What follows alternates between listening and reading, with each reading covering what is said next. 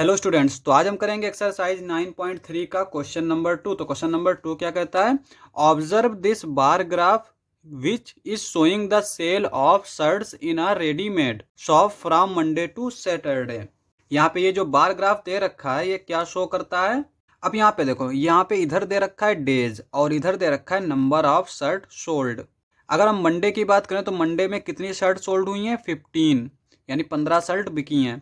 Tuesday में 10 shirts बिकी हैं। वेंसडे में 20 शर्ट्स बिकी हैं।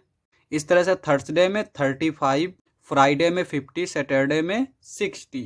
और यहाँ पे लिखा हुआ है 1 unit length is equals to 5 shirts.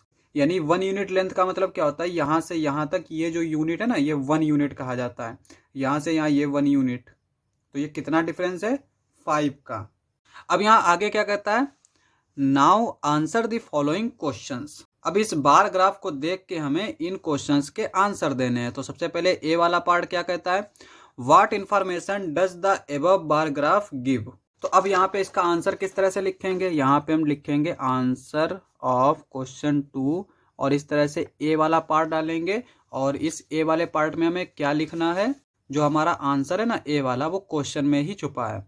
तो यहाँ पे ए का आंसर हो जाएगा this bar graph is showing the sale of shirts in a readymade shop from Monday to Saturday. यहाँ पे ऑब्जर्व और विच को हटा देंगे, बाकी जो है उसी को हम लिख देंगे। तो ये हमारा ए का आंसर हो जाएगा। अब बी वाला क्वेश्चन देख लेते। तो बी वाला क्या दे रखा है?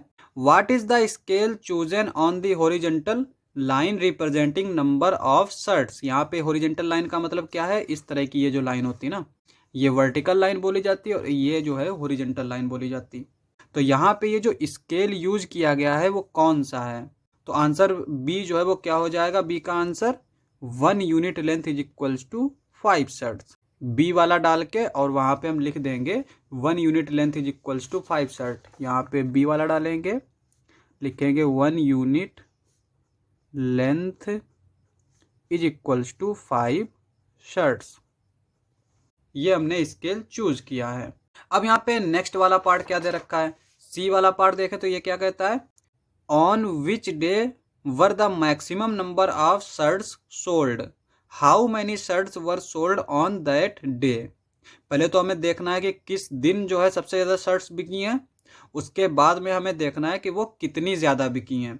तो इसका एक तरीका होता है कि देखो, यहाँ पे हम इस तरह से गेस नहीं कर पाएंगे, क्योंकि यहाँ पे ये अगर है तो कई सारे लोग क्या करेंगे, लगेगा कि ये 65 पे है या 55 पे है।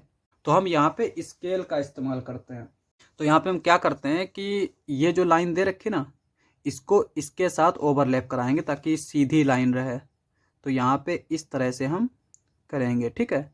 अब यहाँ पे हम देख सकते हैं कि ये कहाँ पर मैच कर रहा है? 60 पे। और चूंकि ये सबसे लंबा बार है, इसका मतलब इसी दिन जो है वो सबसे ज़्यादा शर्ट्स बिकी हैं।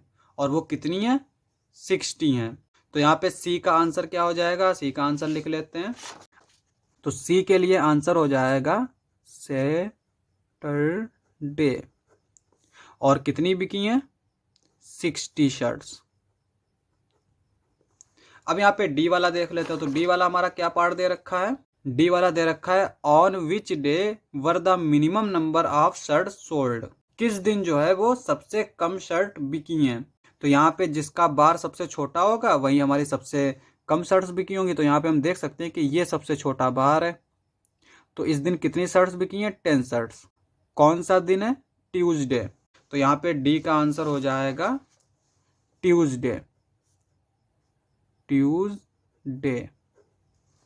लेकिन यहाँ पे इसने ये नहीं पूछा है कितनी शर्ट्स बिकी हैं, तो हम सिर्फ दिन लिखेंगे, ठीक है। उसके बाद में ई वाला पार्ट कहता है how many shirts were sold on Thursday. Thursday को कितनी शर्ट्स बिकी हैं। तो यहाँ पे ये हमारा थर्सडे है। यहाँ पे भी हम स्केल का इस्तेमाल करेंगे ताकि हमारा आंसर गलत ना हो। तो यहाँ पे हम इसको इस तरह से ओवरलैप करा देंगे यहाँ पे, और ये हमारा आ जाएगा 35। तो यहाँ पे थर्सडे को जो है वो 35 शर्ट्स बिकी हैं। तो यहाँ पे ई वाले का जो आंसर है वो क्या आ जाएगा? ई वाले के लिए हो जाएगा 35 शर्ट्स। लास्ट पार्ट था, क्वेश्चन समाप्त। नेक्स्ट लेक्चर में करेंगे नेक्स्ट क्वेश्चंस। आज के लिए बस इतना ही।